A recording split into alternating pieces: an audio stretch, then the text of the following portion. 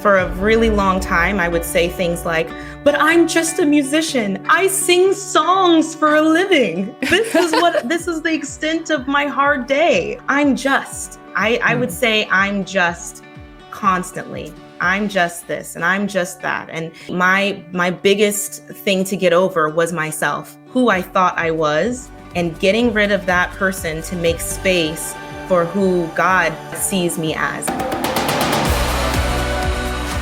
Without Fear of Her Future podcast is for women who are passionately pursuing financial freedom using multiple streams of income and real estate to accomplish their goals. We are here to empower you to be brave, dream big, and design a life that you love that inspires others to do the same. I am your co-host, Andrea Engstrom, a real estate investor and business coach and co-founder of the Partnership for Realtors. And I'm here with my co-host, Tresa Todd, founder of the Women's Real Estate Investors Network and author of the best-selling book, Without Fear of Her Future.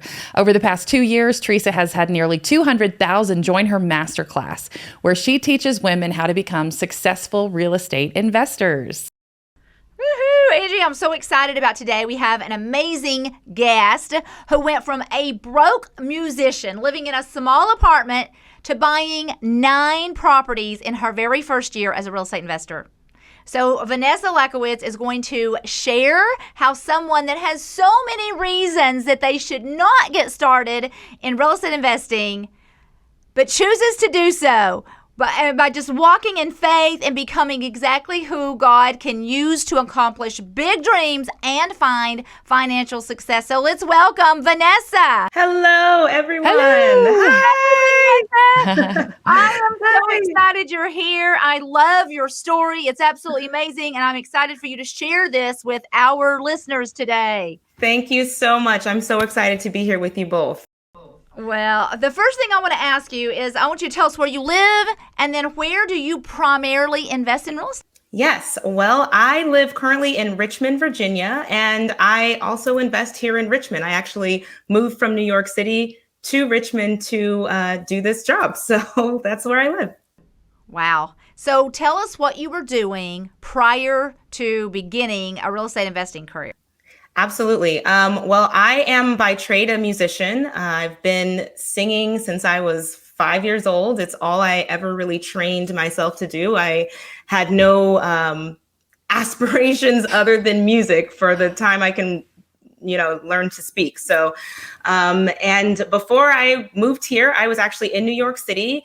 I was a singer in several bands. I was a member of a singing troupe that went around to different military bases all over the world to bring encouragement and entertainment to our troops.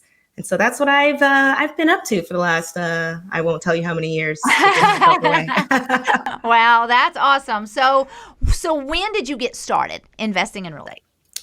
Yes, I got started actually from zero to your class. I was in the December 2021 class, and I bought my first property in March 2021. So about a year and a couple of months ago.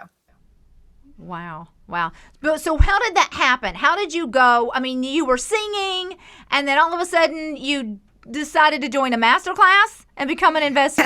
Yes. There was a few steps in between then. I was going full steam as a musician in New York, living in Brooklyn, 700 square foot apartment with my giant husband.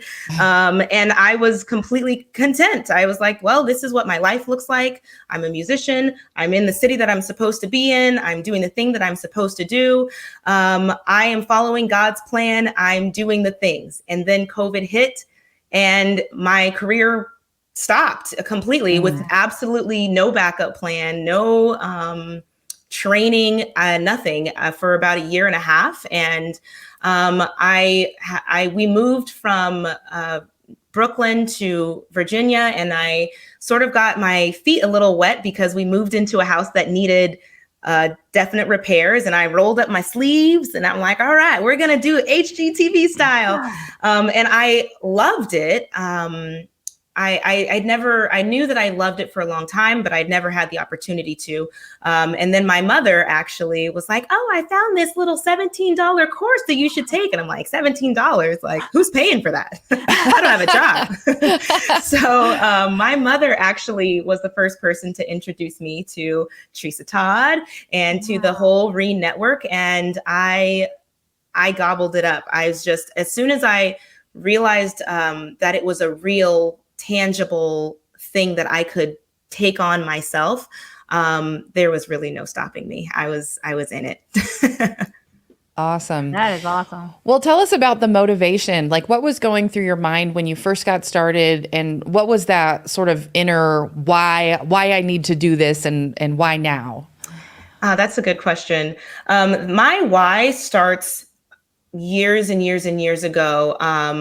I remember sitting in my first, in my music college. I went to a school for music, and they did the whole speech, look to your right and look to your left. And you know how they do that. They're not going to be here by the end. But what they said was the chances that either of you, including yourself, are going to make any money in this business that we've all signed up for, we're freshmen in college, is 0.0001. So enjoy this now, but this is likely not what you're going to do. And I spent my life saying like, no, why? It's not my fault that God chose me to do this. It's not my fault I have this talent. I should be able to make money still. And I tried to prove everyone wrong. I worked incredibly hard.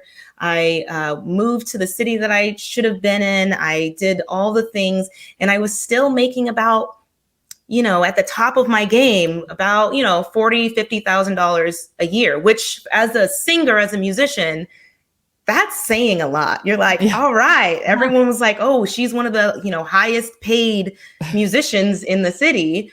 And I couldn't pay my bills. I couldn't, and the saddest part was that everyone was expecting that. I had accepted that. Every one of my colleagues had accepted that this was the life that we chose because this was the calling that we decided to take on, which means that we can't have families. We can't have security. We can't have, we will be piled on with debt.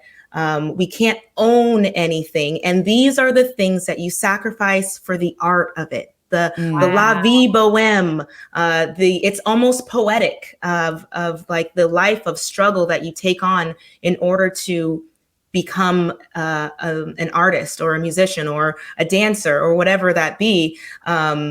It's sort of like this sort of trade that you have to make in order to do what you were called to do the whole time. And I always thought, man, I've got to challenge this. So years and years into my training, or into my work, I started investing in stocks and reading up on how do I get out of this immense debt and how do I make it so I can make ends meet with what I'm doing. And all of the books were like, you got to get into real estate. And I'm like, I can't do that. I live in New York City. So it was a long journey that got me to, Tresa Todd's $17 course.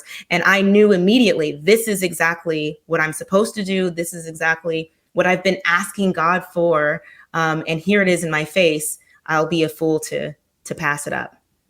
Yes. Vanessa, what I hear you sharing is a story that I think so many professionals who went to, got training, went to school, even got master's degrees sometimes, can relate to, because they signed up for either a career that is in the arts or maybe to be a social worker or something in ministry where they just have accepted that, well, I did not sign up to be a doctor. I signed up to be broke. And that's just the reality. But what I hear you describing is that there was something in your beliefs, something in your mindset that had to shift. So talk to us about the role of mindset and beliefs in you becoming an investor. Like, what had to shift there? Yes. A lot had to shift. I meet my friends now and they think, who is this woman? Who's this person? Because I learned pretty quickly that who I was and where I was not going to sustain where I wanted to be and who I wanted to be. Tresa, I don't know if you remember this, but in our masterclass, you said, I want you to draw a picture of yourself. And I drew a literal stick figure. And I want you to say, what does this person do? What time do they wake up? What do they eat? What do they read? What are they putting in their bodies? And I literally took some time. I have a big poster in my office of this terribly drawn stick figure of my dream me. And instead of waiting until that person showed herself to me, I started implementing what she did the next day. She doesn't sleep in. She wakes up and and the first thing she's doing is saying thank you. And the second thing she's doing is putting things in her brain that can sort of switch who she is on and bring her through the day. I started doing that January of last year. And it's hard to even say it was last year. It feels like a lifetime ago, because the amount of change that has, I feel transformed. And I knew that I needed to be, because the person that I was so filled with insecurities, fears, concerns. Oh, I had all the concerns. I don't call them fears, concerns. And they didn't suit me. They didn't bring me into who I was meant to be. Literally, the only thing that did was acting the part and not waiting for anything to give me permission to act that part. Just literally making the choice and flipping on that switch. And it's a choice that you have to keep making every single day. Mindset, especially in this business, it will never outgrow who you are. Your business will never outgrow who you are. Your level of growth is dependent in your business is dependent on your level of growth in your person. So I knew, man, I had a lot of work to do. Wow. And so that's what I've been doing. Gosh, you are I love your story. And I want to go back just a minute, because I was listening to you. First of all, I had no idea that artists had to, that they had to come to that conclusion that they were really always going to be broke to live their dream. And I mean, that's heartbreaking. That's absolutely heartbreaking. And, it made me think of even teachers. Teachers, they do so much for, they're so good for our kids and they're pouring into our kids, but they make so very little. And I think that is a sacrifice that they believe that they have to make as well. And so what is so exciting is real estate investing. You can still live your dream if that is what you're called to do and that's what you want to do. Like, you don't have to give up singing. They don't have to give up teaching. This is something that you can just add to, and so you don't have to stay in that lower standard of life. You can have an abundant life and still do what you're called to do. But then the other thing is, I was listening to you talk. You are a go-getter. So even when you were chasing a dream of being a musician, you were willing to do all the things. I'm going to go live where I need to live. I'm going to get in debt and go to college. So you really brought all that into your real estate investing business. You brought that, I do whatever it takes. And that's what I love about serving women, because the one thing that I have learned about women is they will do whatever it takes. If they know what to do, then they are, most of them are willing to do it. And I certainly see that in you. And my gosh, it's just so, I'm just impressed, and I love it. And I'm so proud of what you have done in such a short period of time. Yes. It feels like a lot longer than it's been. Yeah. And Vanessa, the other thing I love about what you shared about that shift that had to happen in you is that, you got the information, and what you tuned into was about who you need to be. And a lot of people would they go to workshops, or they listen to, investing classes, or they hear from a really good speaker, and they wake up the next morning and they say, I got to find a deal today. And you said, no, I have to work on me first, because that's the number one thing. And I totally agree with you. One of the most impactful parts of Tresa's workshops, when I went through it, and I went back and listened to it multiple times, is this session she does on designing a life that you love. And I got that same self-work out of that too, where I'm like, I got to work on me. Oh, this is what's missing in me being able to go from where I'm at to where I want to be, is I got to work on me. And so I just love that. But tell us about what was your greatest challenge as a new investor? Yes, my greatest challenge was getting over myself. For a really long time, I would say things like, but I'm just a musician. I sing songs for a living. This is the extent of my hard day. Like, how can I do this? Because I would say I'm just constantly. I'm just this and I'm just that. And it was really one of those things that I used to stand firm on my excuses. And the thing about excuses, so you fight for those excuses, then you end up having to keep those excuses and they become your crutch. And so for me, my biggest thing to get over was myself, and was of who I thought I was, and getting rid of that person to make space for who God sees who God sees me as, which is a palpable. It's you can see it, you can smell it, you know who you're supposed to be. One person described hell as meeting the best version of yourself, who you could have been if you would have just done the things. And so I've always been like, well, don't think about who I am now. Don't make your decisions and your choices based off of who I am now, because that's going to change. Base it on who you want to be, what you want people to say about you when you're 60, when you're 70, when you're 90. What do you want people to say? And what decision or what choice can you make now that will enable them to say the things that you want to say about you? So that's always been in my head, even since I was a really small kid. I'd be like, well, what would my 30-year-old self say about this? Because that's as old as I could think possibly as a child. I'm like, 30 years old. Oh my God. So just constantly looking for ways that I could better myself and get closer to who God has called me to be, releasing who I think I am. So good. So good. Okay, so let's talk about your portfolio. What does it look like today? How many properties do you own, and what kind of deals are they? Yes. Right now I have 9 properties in my portfolio. 3 of them are up and running midterm rentals. One of them is my homestead, which is me and my husband's dream home, and we're just skipping a bunch of steps and doing it now, which is amazing. I have 1 flip going on, and I have 4 properties that are under construction for more midterm rental usage. My favorite strategy is the buy and holds. I love midterm rentals to professional travelers.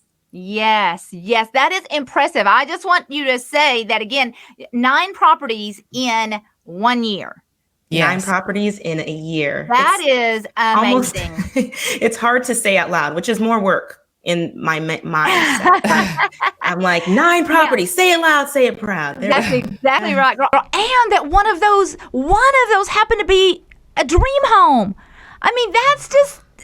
People live a lifetime to get a dream home, and you're young, you're beautiful, you are truly living your best life right this minute. You don't have to wait for it all. It can happen so much sooner than, listen, I know you were telling me that you didn't even work during so many months during COVID, literally broke to this in 1 year. That's what is possible with real estate investing. I still get excited about it. That's why I'm so passionate about the Women's Real Estate Investors Network. I love teaching women what they can do, but girl, when I see somebody take it and run with it, oh my gosh, it fills my heart. It just makes me so excited. And so I know I just keep saying this. I just want to keep saying it again and again. I'm so proud of you. I'm so excited. I don't want you to take yourself for granted. I want you to know that you are a rock star. Oh, thank you so much. I mean, yes, all the things that you said, just all glory to God. It's faith in action. It's faith. You can just see it happening. It's the easiest form of faith that I've ever seen, because there's no way that I should be moving into my ARV for this house is around $600,000. Do you know how long it would have taken me as a working musician making 40 grand to pay off 600? It just wouldn't have happened, not in this lifetime. And I've done it in a year. That's It's just the first incredible. step. That's incredible. Okay, really quickly, I know a lot of listeners will not know what a midterm rental is. So explain to them what that is.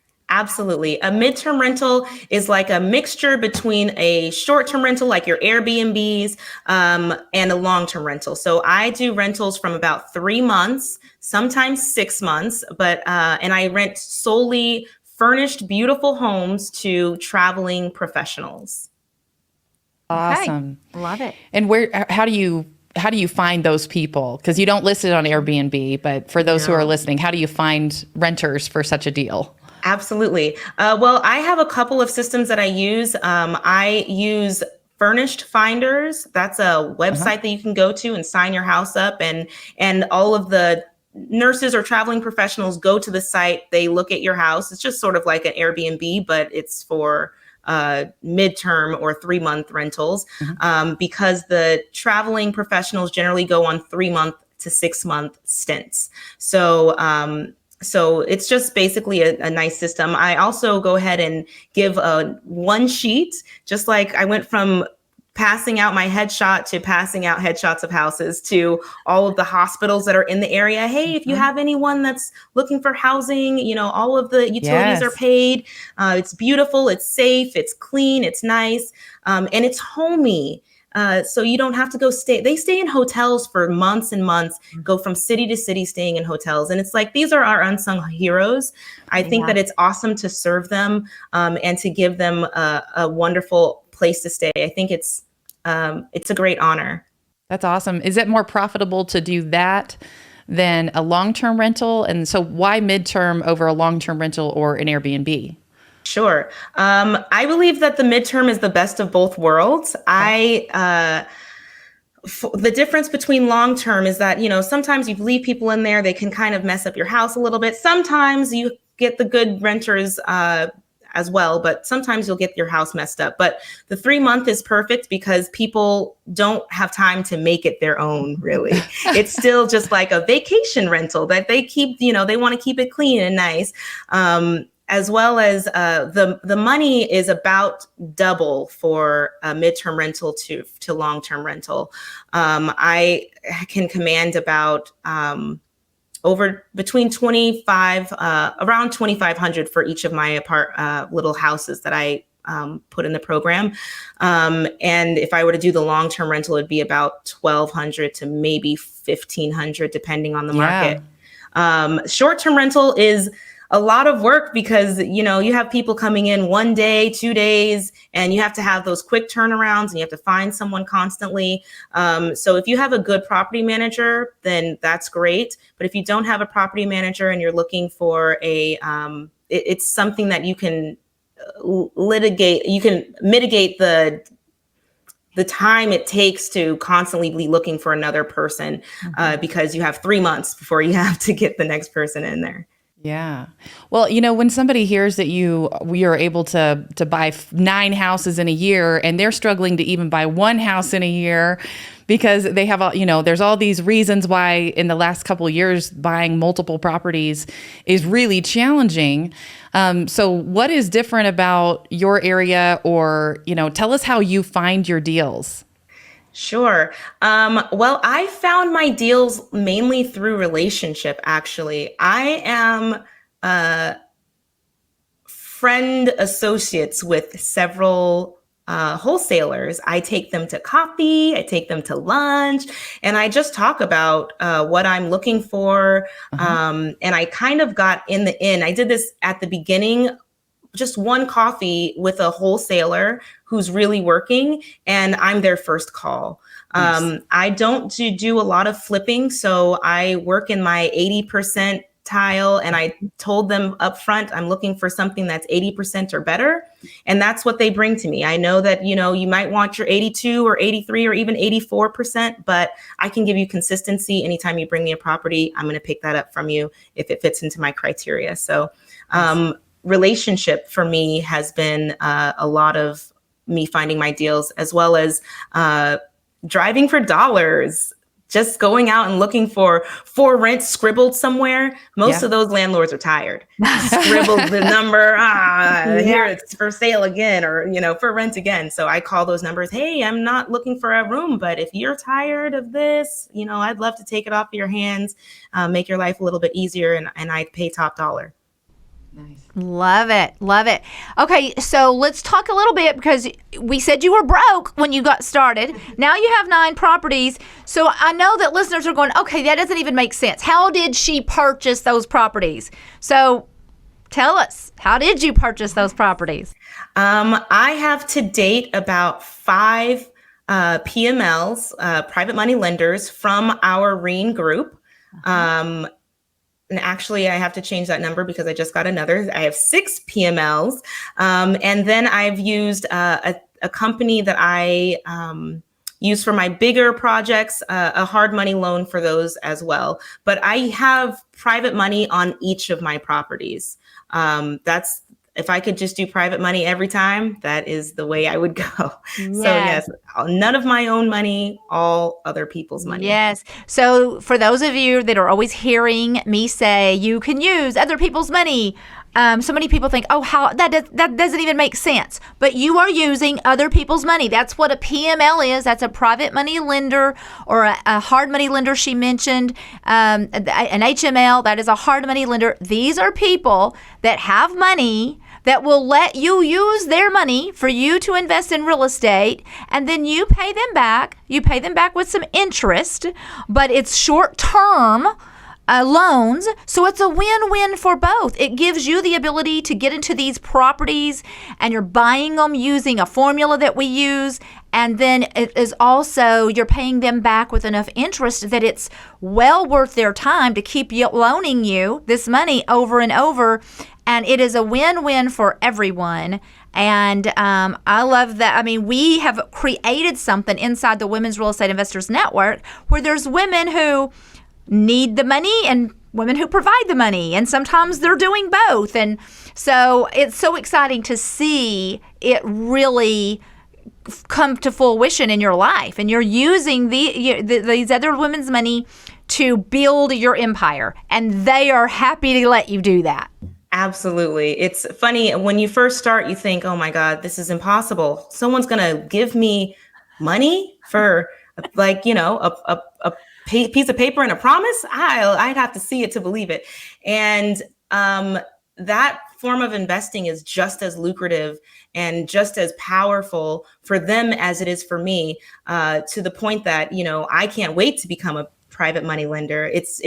I can't wait to give my money to someone else. Yeah. And that's how all of the PMLs in our group and anywhere really are, because that's the ultimate goal. That's the ultimate goal. Finding money is not the problem. I'll just say that. That's right. Yeah. We always say money is not a problem. It's out there. There's plenty of money out there. We just have to know how we can get our hands on it. And so, gosh, that's awesome. Well, tell us about your most profitable deal to date, or a deal that you felt like that made me feel like I'm doing this thing and I'm doing it right. Like, give us some details about one of your deals. Sure. I thought I'd have to think about this question, because you want it to be the big, fancy, big, like $1 million property, which those are there. Thank you, Jesus. But my favorite property is my very first one. I did all of the steps. I did it just like, and it was just pure faith. I bought this property for $78,000. I learned negotiating skills through one of our coaches, Clifford. I negotiated it down. I was so nervous. I put about $30,000 into it. And then I refinanced it for about $198,000. I pulled out $40,000, was able to put that in another property. And then I've put that property to work. And in 10 months, I've created about $25,000 of profit. And the year is just, we just started that one in, I think we're 10 months in or 9 months in. So that property is going to make me at least $30,000 every year. And it's just a fine-tuned churning machine. I forget about it. I forget that it's even there. And it's just like money in the bank every month. Yeah. And so if I could have like 100 of those, which I will, then, that I'll be sitting pretty. Wow. That's so awesome. And everything that she just talked about is a strategy that we teach. Everything that she just walked through, because I know some people are listening like, that doesn't even make sense. But that's a strategy that we teach. And she walked it out. And oh my goodness, $25,000 to $30,000 a year for that's incredible. That's how you build wealth generation. Absolutely.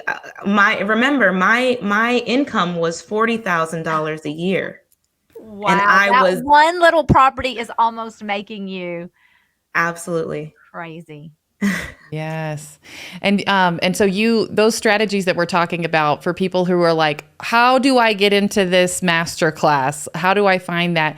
Tresa, how do they find how to sign up for your next masterclass? Yeah, we always have a masterclass coming up. This one is June the 19th. But if you missed that, anytime, just go to withoutfearofherfuture.com. The same name as this podcast, withoutfearofherfuture.com. And you can find, or you can go to Women's REIN, REIN.com, and you can read all about the Women's Real Estate Investors Network, and there will be a link to get you to our next masterclass. And I'd love for you to come and learn how you can own 9 properties in 1 year. Fantastic. So Vanessa, tell us about your goals for the future. What is next for you? My main goal for the future is to spread the word loud and proud. I think that, what Tresa has gifted us needs to be spread to those that maybe wouldn't even know to even look. Mm-hmm. None of my friends, as I mentioned, there are people in the world who've accepted their station and don't even know to question it, because what would be the point? And I want to challenge that. I want to really bring people into the fold and into the family, so that they too can reach goals of financial freedom, time freedom, and life freedom. So many of my friends are like, oh, I wish I could have kids one day, but the second I do, I'm going to lose my job. Yeah. That's the reality of my career or my past career. So just sort of spreading the word that there's other options and there are other choices and it's available to you. It's within reach, and all you have to do is actually reach out for it and you'll get it. Woman on a mission. I love that. Well, Vanessa, we like to ask our guests for 3 takeaways. So tell us, what are the 3 things that you would advise an investor or entrepreneur who is looking to be brave and grow, or is perhaps feeling stuck where they are? Sure. I have tough love. I'm a tough love kind of lady. Let's go. My first tough love is no one is coming to save you. Mm. No one is coming. I waited and waited for years praying, God, I know you're coming. It's coming to save me. And he's like, I'm waiting on you. And so recognizing that everything that you need is within you. And everything that you want is right there. If you just have the courage to reach out and grab it. And you really, really must, for yourself, for your future, for the future of the world. you must reach whatever peak you're meant to, and share whatever gift you're meant to. My second is be careful who you take advice from, because a lot of people can only see past their own space. So always ask yourself, who are you and why should I listen to you? Ask them, who are you and why should I listen to you? Because everyone has a message, and not all messages are meant to be heard by you. So be careful about who you take advice from. I had a group full of very successful people who all of them said, no, don't take this course because it's a scam, or it's a this, or it's a that. Everyone has opinions, but I wasn't going to let them stand in the way of my future. And the third one, I already said it, you go as far as you reach. So keep reaching. The moment you stop reaching, the moment you stop putting your arm out there and asking God for things, is the moment that you will plateau and you will stop growing. So keep reaching. And even when you think you've gotten as far as you possibly could go and you've done all the things you possibly could do, reach a little further just to make sure. Wow, you are such an inspiration. Thank you for being here today. Thank you for sharing your story. Yes. Of course. Oh, thank you guys so much. This has been truly wonderful. I'm so honored that you guys would have me on this amazing, amazing show. Please, everyone, listen to everything they say.